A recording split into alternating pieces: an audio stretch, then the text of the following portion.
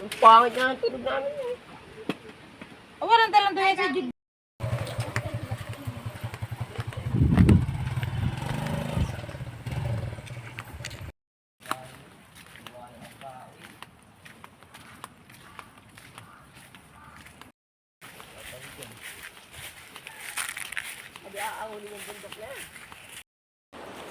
Dito na nga pala kami mga tol dito sa ilog na pagkakanaan namin.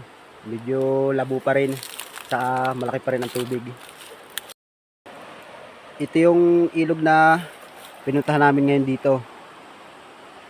Dito kami manghuhuli.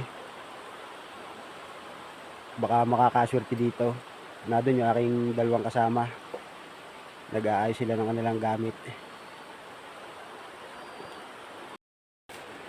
Ano nakakasakop na lugar dito kayo, Nel?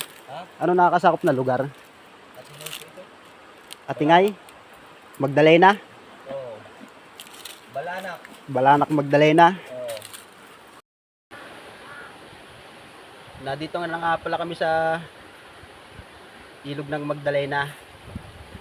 Habang namimiwas yung aking mga kasama, dito muna ako mamamahinga. Dito yung aking mga gamit. Dito na kami matutulog. Dinala ko na nga pala yung buong bahay namin. Na ito. Ah, nakatakas pa. Yeah,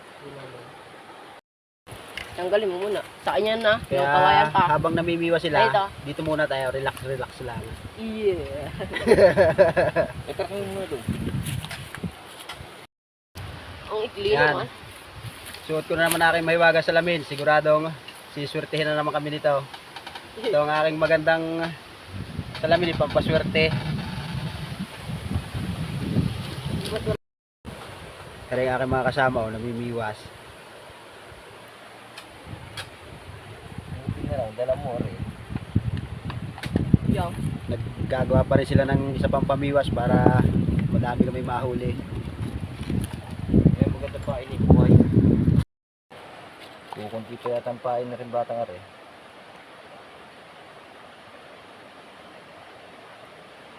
Lalo na siguro pagka malinaw dito, ano, madaming nakitib na ayungin.